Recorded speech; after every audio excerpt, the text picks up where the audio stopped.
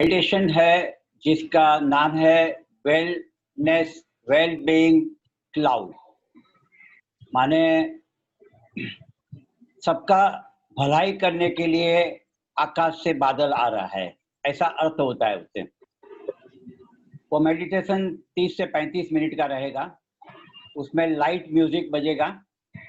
पहले 3-4 मिनट तक श्वास पर ध्यान करना है और फिर यहाँ से कुछ सुझाव दिए जाएंगे। उस सुझाव के साथ अपनी यात्रा करनी है। अब थोड़ी सी बात, परसों बात हुई थी हमारी, मीरा का प्रवचन यहाँ रखा गया था। उस संबंध में थोड़ी सी बात करेंगे, फिर हम ध्यान प्रयोग में जाएंगे।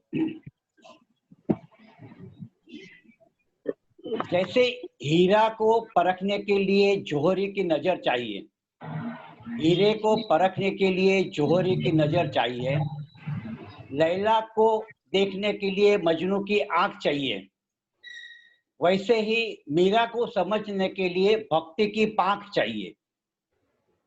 जब आप भक्ति में डूबेंगे, जब आप भक्ति में रसमग्न होगे, वो पांख, जब वो पंख मिलेंगे हमको, जब हमारी उड़ान होगी, तब हमें समझ में आया कि मीरा क्या है।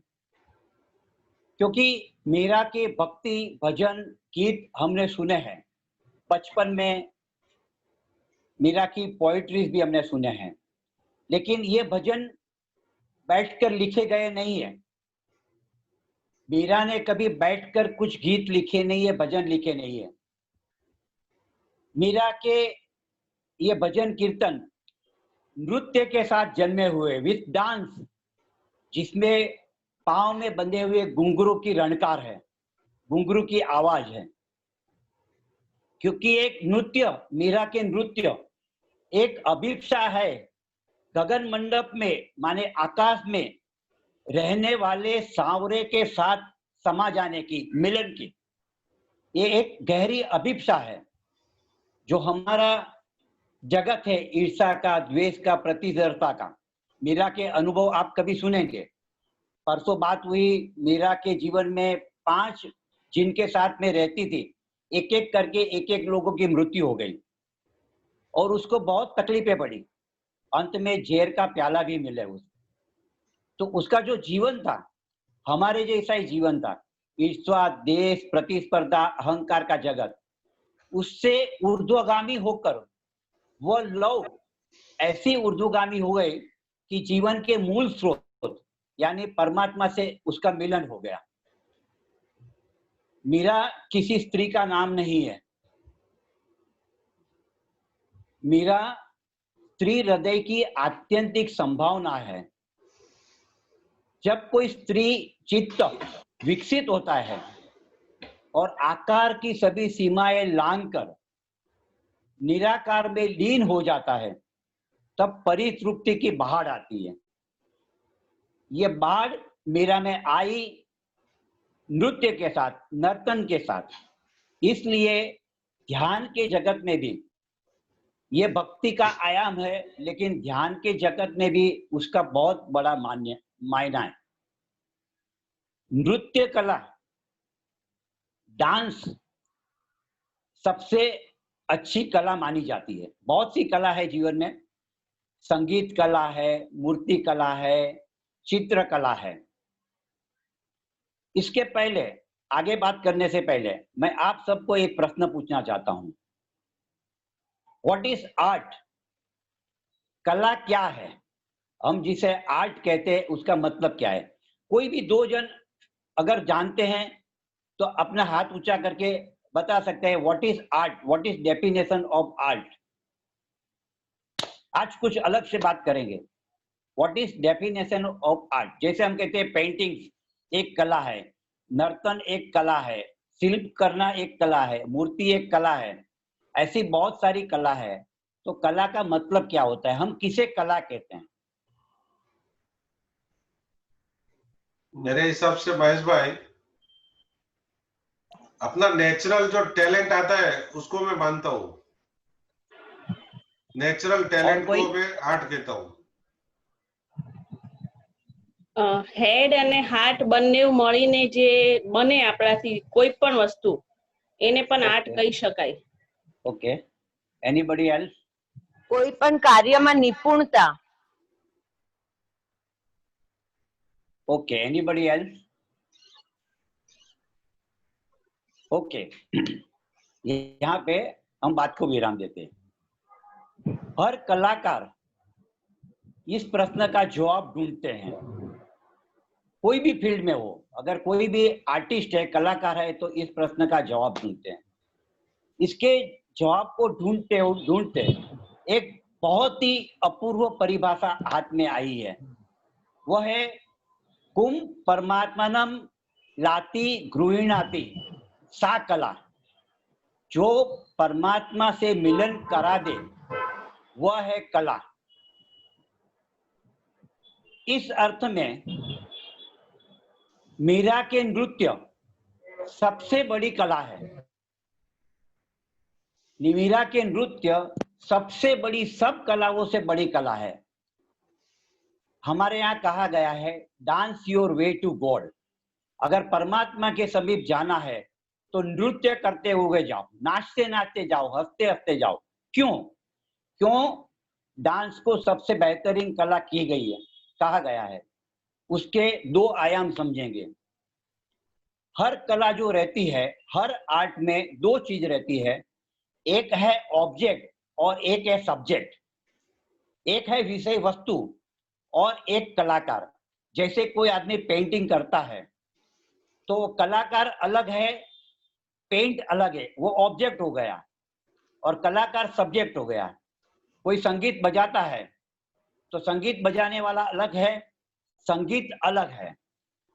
कोई मूर्ति बनाता है तो मूर्तिकार अलग है, मूर्ति अलग है, दो में विभाजित है। लेकिन नृत्य ऐसी कला है जिसमें दोनों एक ही है।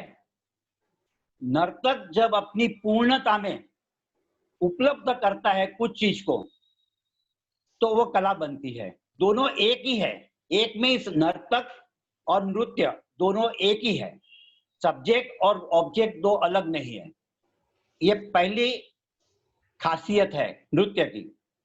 दूसरी खासियत है कि कोई शिल्प बनाता है, वो कलाकार अगर मर जाता है तो वो चित्र बचा रहता है। इस दुनिया में कलाकार के मरने के बाद भी मूर्ति बच जाएगी, चित्र बच जाएंगे। पिकासो ने कुछ चित्र किए, पिकासो मर गया लेकिन चित्र आज भी है। लेकिन नृत्य और नर्तन के साथ ये चीज नहीं होती है। अगर नर्तक मर गया, पृथ्वी से विदा हो गया, तो उसके साथ नृत्य भी चला जाता है, खो जाता है। नृत्य और नर्तक दोनों साथ में ही बचते हैं या तो साथ में ही समाप्त हो जाते हैं। इसलिए नर्तन की, नृत्य की अद्भुत महिमा है। आप जब डांस करते हैं तब आपका शरीर, आपका मन और आपकी चेतना तीनों एक हो जाते हैं, तभी नृत्य जन्म लेता है। और वो जो नृत्य पूर्ण हो जाए तब आप अज्ञात जगत से मिलते हो, जिसे अज्ञात के जगत को हम निराकार कहे, ब्रह्म कहे, शून्य कहे, पूर्ण कहे, ईश्वर कहे। ये सब हमारे दिए हुए नाम है। लेकिन एक परिभाषा ऐसी है कि नर्तक जब भीतर से खो जाता है, मीरा की अगर कहानी कभी ऑडियो भेजी है वो सुनने, लास्ट की परम सीमा पे बात की है ओशो ने। जब मीरा मूर्ति में खो जाती है और मूर्ति के अंदर उसका प्रवेश हो जाता है, कृष्ण की मूर्ति के अंदर, क्योंकि कृष्ण उसका प्रियतम था। तो ये सभी गीत उन्होंने अपने प्रियतम के लिए गाए हैं। और जब वो मूर्ति में समा जाती है, खो जाती है, पीछे उसका दुपट्टा रह जाता है। दुपट्टा यानी भक्ति, भक्ति रह जाएगी, आप खो जाओगे, परमात्मा और भक्त एक हो जाएंगे, और पीछे एक दुपट्टा मीरा छोड़ जाती है या रह जाता है दुपट्टा। ये बहुत अच्छी मीठी कथा है। वो दुपट्टा यानी आपकी भक्ति, भक्ति का रस पीछे रह जाता है। मीरा ने कहा है, मैं तो प्रेम दीवानी, मेरा दर्द न जाने कोई। क्या बात कही है उसने, क्योंकि भक्ति एक दर्द है, एक पीड़ा है। शुरू में वो पीड़ा है, और जब वो परमात्मा से मिलन होता है, पहले विरह है और बाद में मिलन है, मिलन होता है तो परितृप्ति होती है, वो एक सौभाग्य है। तो भक्ति के रस में जो लोग डूबेंगे उनको पहले पीड़ा सहन करनी पड़ेगी, और फिर ऊंचाइयों पे जाएंगे तो मिलन होगा, और उस मिलन में जहर भी अमृत हो जाता है। मीरा की कथा इतनी अद्भुत है कि उसके लिए जहर का प्याला भी अमृत बन गया, क्योंकि उसने अपने मृत्यु को, परम मृत्यु को, अपने खो जाने को स्वीकार कर लिया। यह मीरा के अद्भुत शास्त्र है। इस पे ओशो ने अत्यंत अच्छे अपने स्वरों में, जैसे कोई गीत गाता हो वैसे बात की है। इस बात के साथ मैं यहाँ मीरा की बात पूरी कर रहा हूँ। महावीर को सुनना, बुद्ध को सुनना बुद्धि की सीमा है, बुद्धि से सुनना है, लेकिन मीरा को सुनने के लिए अपनी बुद्धि सब छोड़ देनी है, रसमग्नता का जन्म करना है। तो जब रसमग्नता का जन्म हो जाता है तो मीरा के एक एक भजन जूम पर, हमारे भीतर जूम उस पर, निराकार के साथ जोड़ देगी। और ऐसे सुनना है जैसे पाँव में घुंघरू बजे है, घुंघरू की जैसे आवाज उठती है, जैसे लयबद्ध घुंघरी बजते हैं, वैसे भीतर एक लय पैदा करना है। इस बात के साथ मैं कमलेश भाई को फिर से कहूंगा, अपनी ओर से 2 शब्द कहे और फिर हम वेल बीइंग मेडिटेशन करेंगे। कमलेश, ओके, हो गया।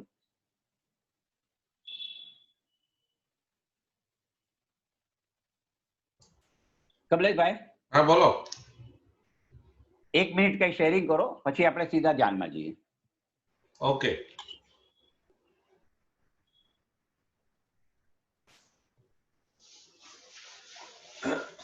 संडे को अपना एक गुरु पूर्णिमा का प्रोग्राम है, तो सभी लोगों को सुबह में 6:45 को प्रोग्राम रखा है, 6:45। तो जो भी लोग इसमें से आते हैं रेगुलर आए, और जो लोग नहीं आते अपना योग क्लास के जो भी मेंबर है उनको भी बता देना संडे को। और जिनेश भाई बेल्ट की एक्सरसाइज कराएंगे, तो वो भी बेल्ट लेके आना, जिसके पास बेल्ट नहीं है वो बाजार से खरीद सकते हैं। Okay, thank you.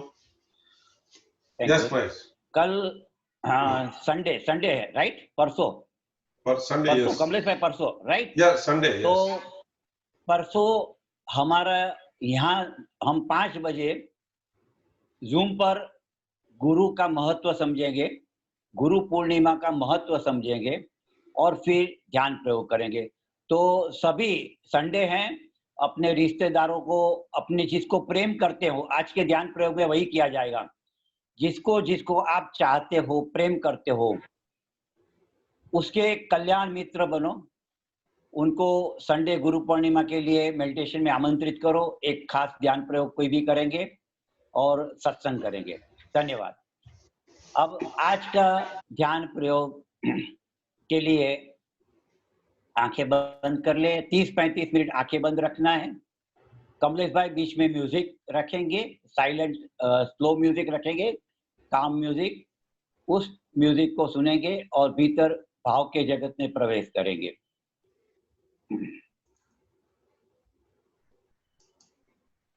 2-3 मित्र नए हैं महेश भाई, वो हिसाब से इंस्ट्रक्शन देना। हाँ ठीक है, कोई बात नहीं, बहुत सिंपल बातें हैं। आंखें बंद, अपने शरीर को कंफर्टेबल पोजीशन में रखें ताकि शरीर का हिलना डुलना अपने आप बंद हो जाए। ऐसे कंफर्ट जोन में रखें कि कमर में कोई दर्द ना हो, गर्दन में कहीं दर्द ना हो, शोल्डर में कहीं पीड़ा ना हो। बिल्कुल धीरे से आंखें बंद कर ले।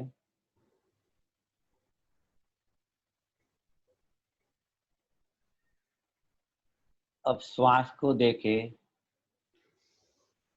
श्वास भीतर जा रही है, श्वास बाहर जा रही।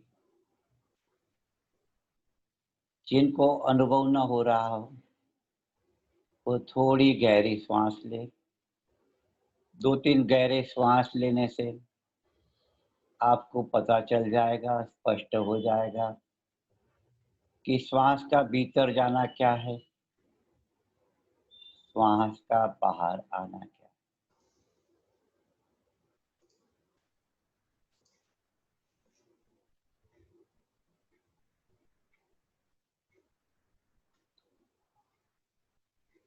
भीतर गर्म श्वास जा रही,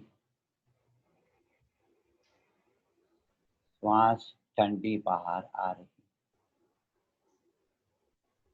भीतर जाती हुई श्वास की उत्तप्तता को अनुभव कर।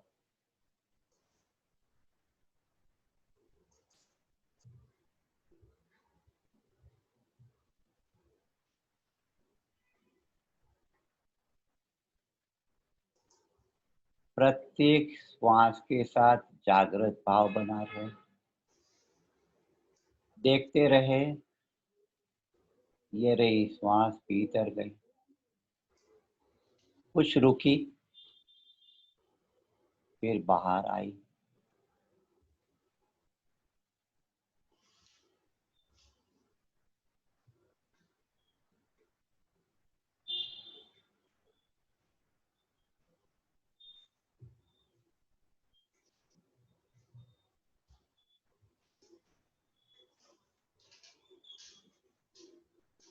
दो मिनट तक सिर्फ श्वास को देखते रहे।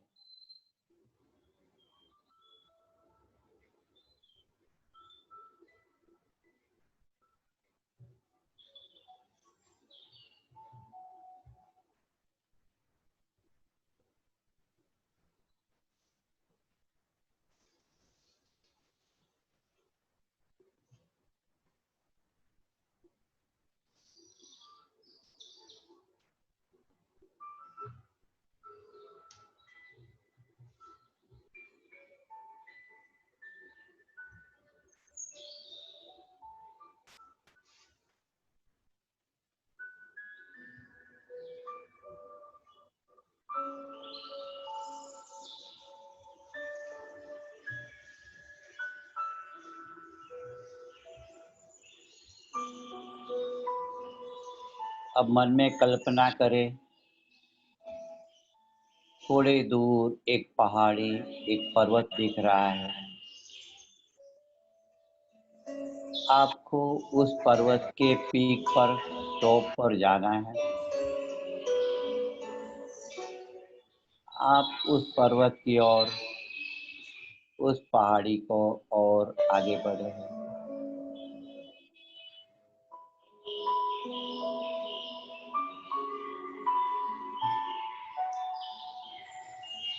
पर्वत के पीक को दो तरह से देखा जा सकता है। एक तो तलेटी में खड़े रहकर या ऊपर की सफर कर कर, चढ़ाई कर कर आप एक निर्णय कर रहे हो कि उस पहाड़ी पे ऊपर जाना है, उसकी टॉप पर जाके बैठना है, वहां जाके अनुभव करना है। नीचे तो बहुत देख लिया, नीचे खड़े खड़े बैठे बैठे तो बहुत देख लिया। अब ऊपर जाना है।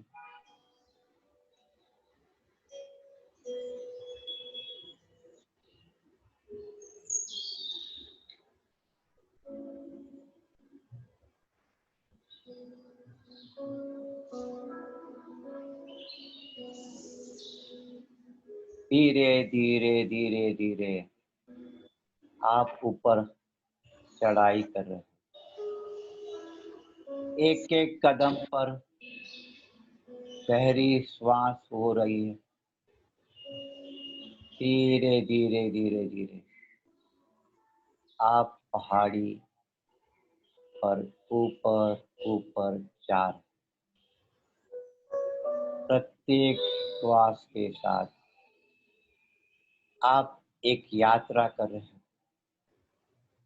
ये बाहर की यात्रा भीतर की ओर, भीतर की यात्रा के लिए शुरुआत है। ऊंची है चढ़ाई, गहरी है श्वास। आप धीरे धीरे ऊपर चढ़ रहे हैं।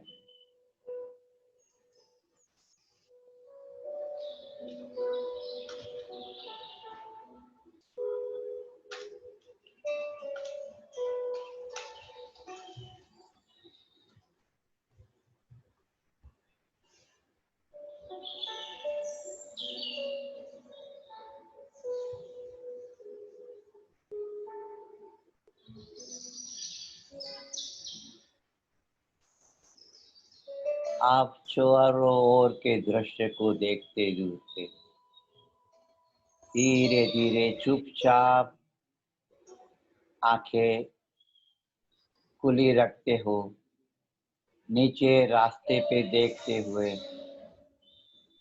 ऊपर जा रहे हो। आप इस समय बंद आंखों से वह दृश्य देख रहे हो।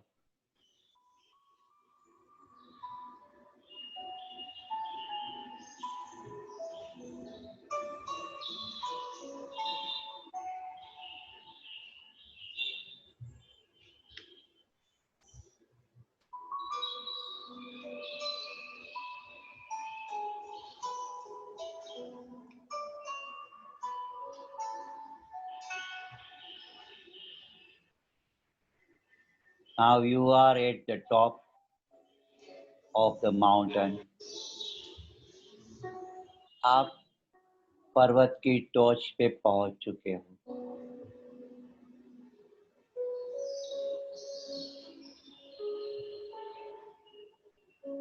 आपने एक स्थान पसंद कर लिया है, वहां विराजमान हो गए।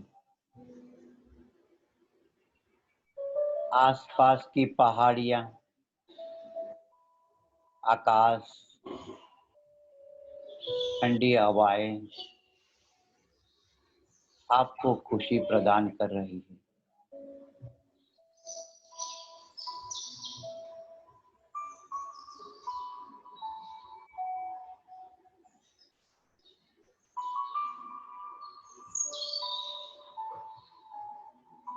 अब आपकी दृष्टि नीचे जाती है। आपकी रोज बरोज की जिंदगी का स्थान, वो स्थान पीछे छूट गया है। वो कोलाहल, वो लोगों की आवाज, वो बाजार के दृश्य, वो वाहनों का शोरगुल पीछे छूट गया है। कुछ दृश्य दिखाई दे रहे हैं, लेकिन आवाज बिल्कुल नहीं आ रही। यहाँ पहुंचे से ही आप ह्यूमन क्राउड से अलग हो गए हो।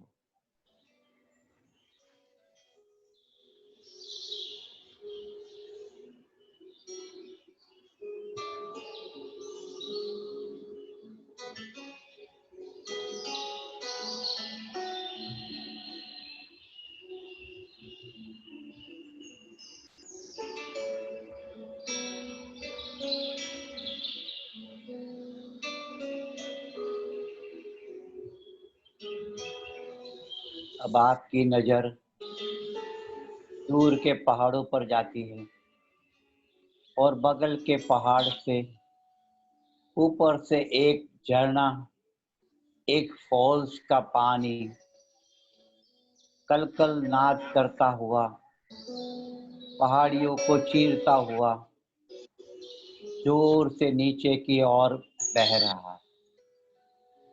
इस दृश्य को देखकर आपका मन प्रफुल्लित हो रहा है।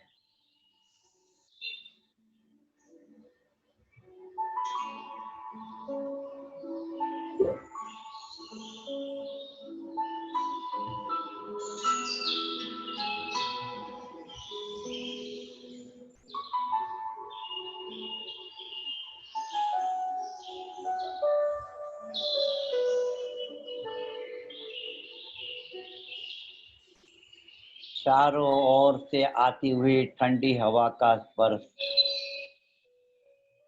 आपके शरीर को रोमांचित कर रहा है, पुलकित कर रहा है।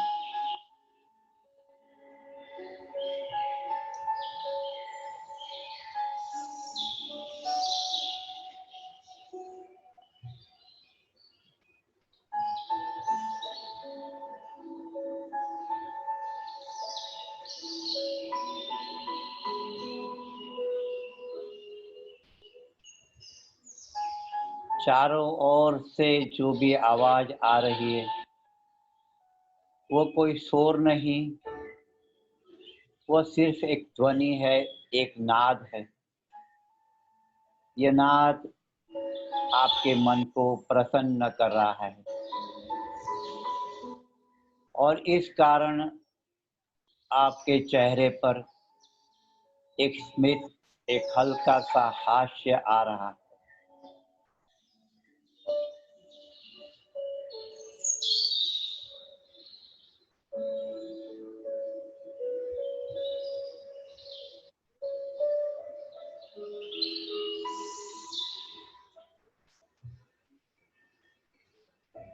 पर्वत पर जाते ही, चढ़ाई करते ही आपके भीतर भी कुछ आप ऊपर उठे हो।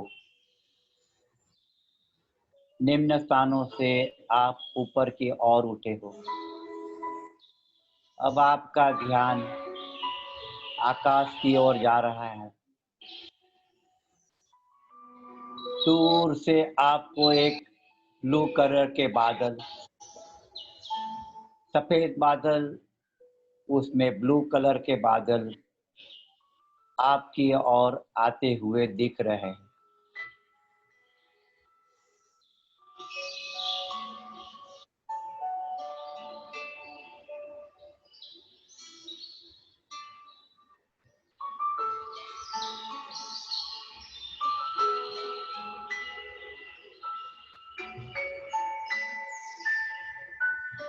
जोर से बहती हुई हवाओं को भेद कर वो बादल धीरे धीरे आपकी ओर आ रहा है।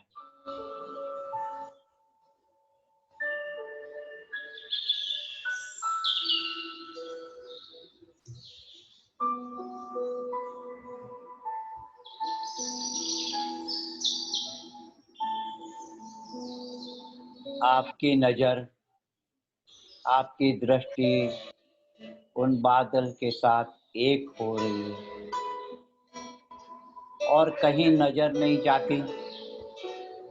आंख के सामने सिर्फ बादल ही बादल।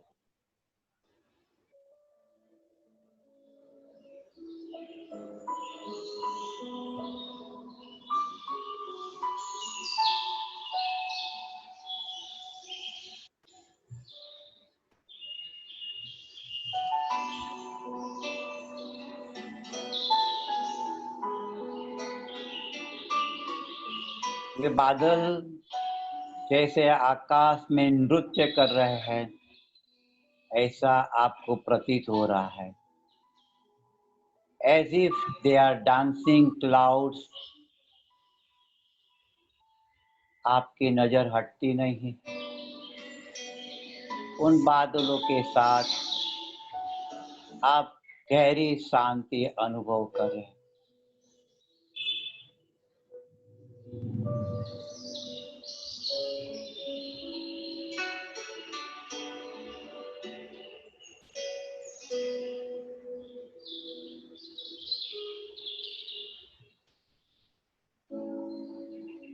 अब ये बादल धीरे धीरे आपके नजदीक आ रहे हैं। ये वेल बीइंग बादल है, वेल बीइंग क्लाउड है।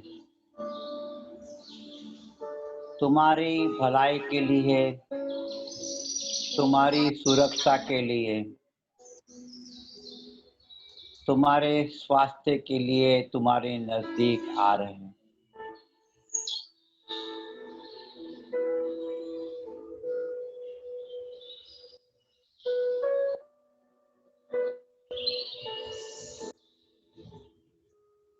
ये बादल प्रकृति ने भेजे हुए कुछ संदेश लेकर आ रहे हैं आपके लिए, वेल बीइंग का संदेश, आपकी भलाई का संदेश। धीरे धीरे ये बादल आपके ऊपर आ रहे हैं।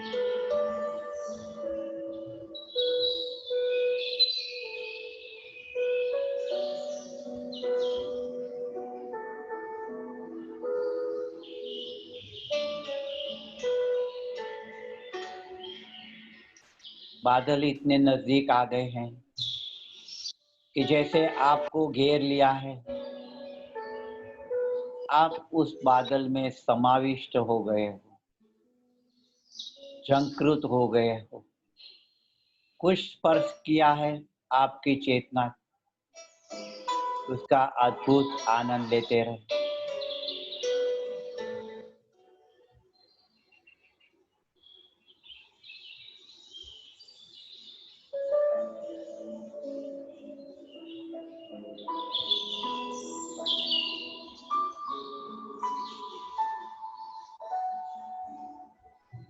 ये बादल आपको ज्यादा सिक्योरिटी, ज्यादा सेफ्टी देगा।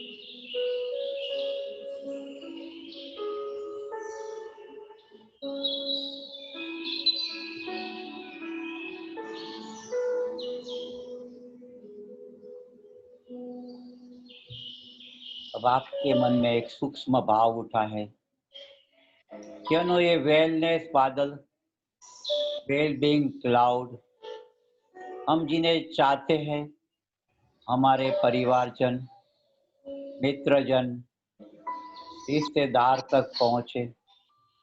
आप प्रार्थना करते हो, करुणावश जो आनंद हमें मिला है वो हमारे परिवारजन को, प्रियजन को भी मिले।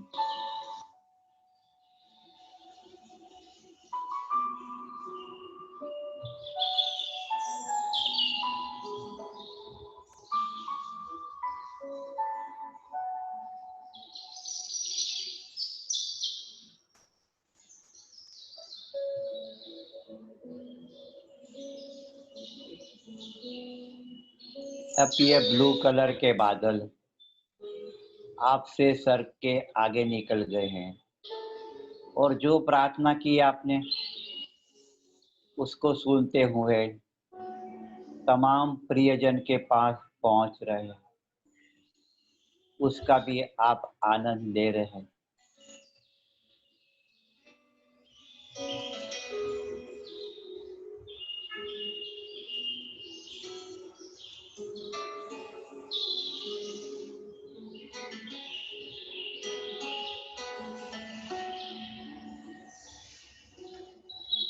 ये वेल बीइंग क्लाउड है, जहाँ भी जाएगा वहाँ स्वास्थ्य, सुरक्षा, आनंद ले जाएगा।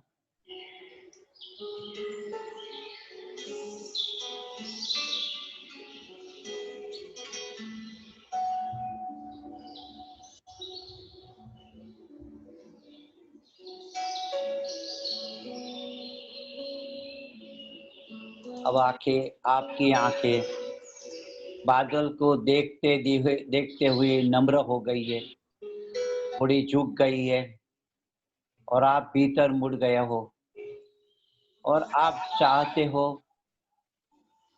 कि ये बादल सिर्फ रिश्तेदारों तक सीमित न रहे, पड़ोसियों तक पहुंचे।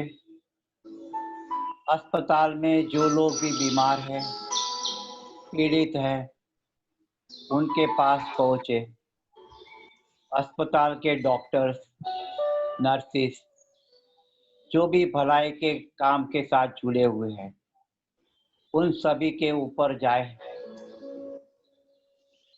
और उनको सुरक्षा प्रदान करें, स्वास्थ्य प्रदान करें।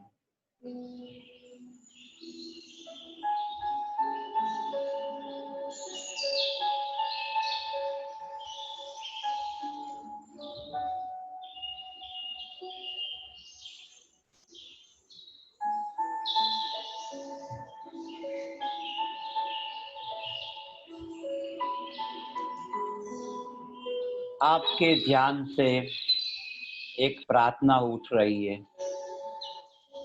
करुणा उठ रही है। इस करुणा में प्राणी जगत, पक्षी जगत भी आप समाविष्ट करना चाहते हो, भाव करते हो। यह वेलबीइंग क्लाउड, ये भलेपन का बादल पक्षी जगत, प्राणी जगत तक कर पहुंचे। एक एक प्राणी, एक एक पक्षी सुरक्षा प्राप्त कर।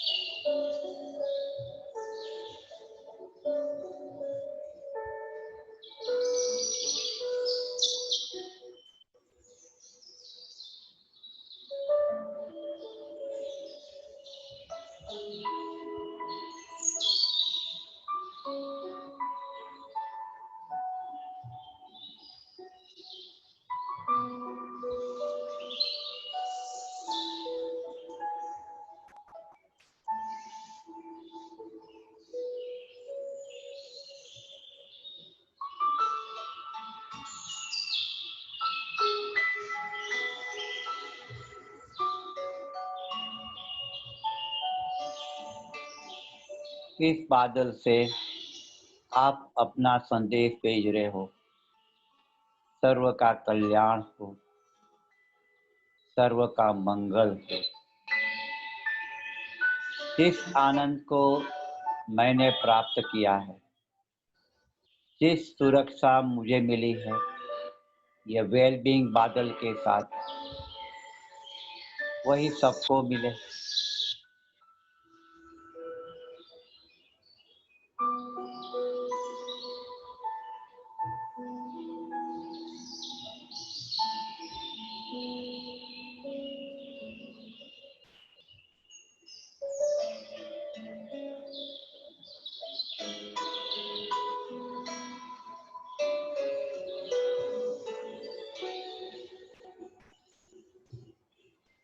ये नज़ारा, ये बादल आपके लिए अत्यंत आनंदपूर्ण है।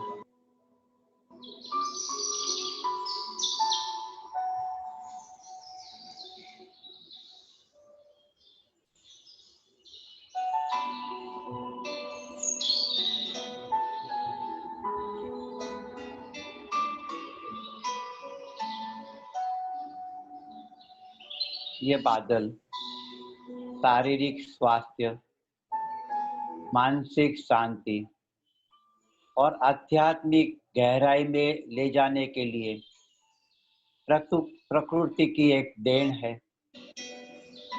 जैसे ही हम प्रकृति के साथ सानिध्य में जुड़ते हैं, वैसे ही हम ये तीनों चीज प्राप्त करने के हकदार हो जाते हैं।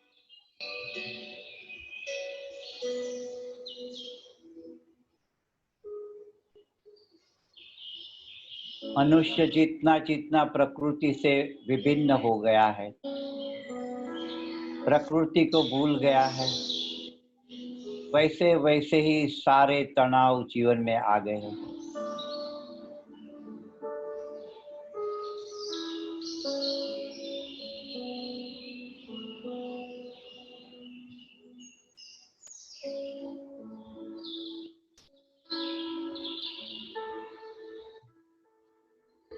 Feel cold breeze taking possession of you. ठंडी हवा से आप झंकृत हो गए हो और आपकी एक अंतिम इच्छा, अंतिम भाव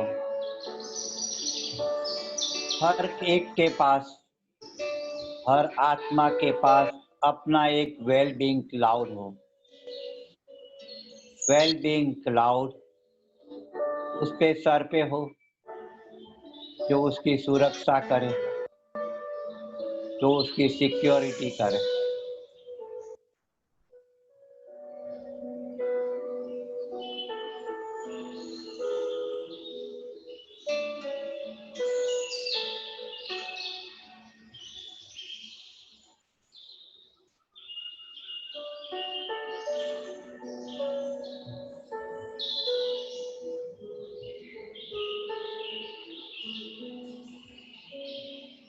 अब अंतिम प्रार्थना के साथ सर्व का कल्याण हो, सर्व का मंगल हो। ऑल वेल बीइंग क्लाउड आज पृथ्वी पर के अंधकार को, समस्या को, बीमारी को दूर करे और सबको स्वास्थ्य प्रदान करे।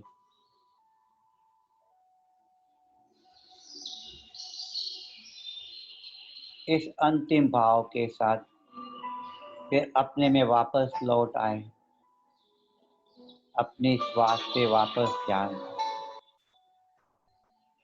श्वास को देखें। श्वास भीतर जा रहा है, बाहर जा रहा है।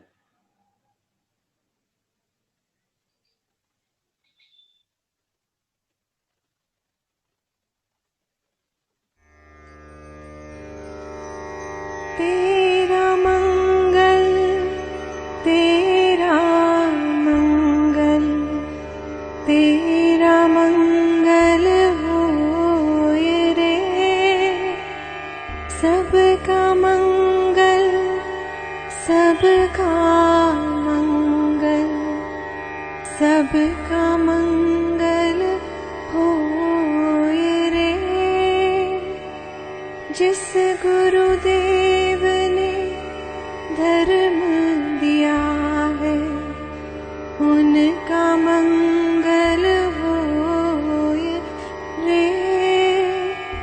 जिस जननी ने जन्म दिया है, उसका मंगल होए रे। पाला पोसा और बढ़ाया, उस पिता का मंगल होए रे। इस जगत के सब दुखियारे प्राणी का मंगल होए रे।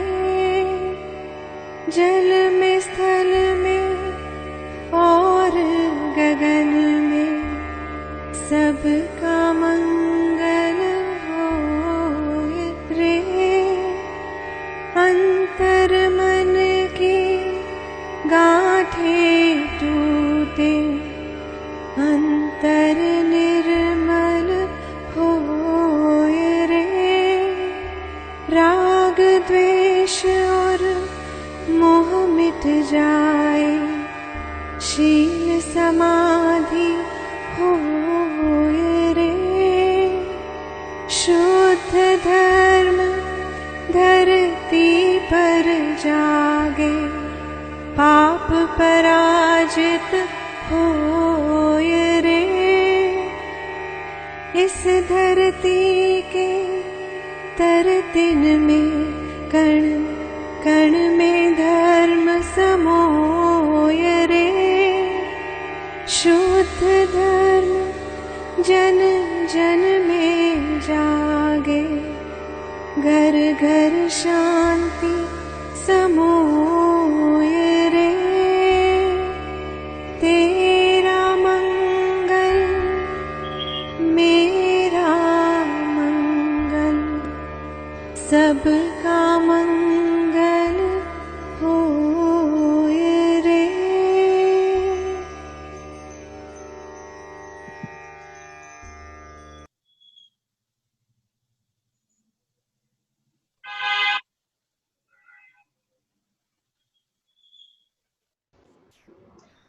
जय भगवान।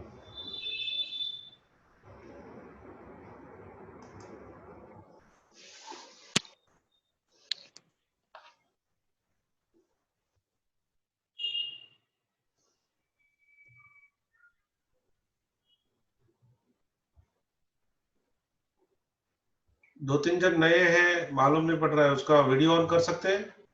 एक रेडमी लिखा हुआ है, MG, ओके, मोनिका जी, ओके, ग्रेट। क्या है नाम, शॉर्ट में लिखा है MG, तो मालूम नहीं पड़ा है। असुका का वेलकम।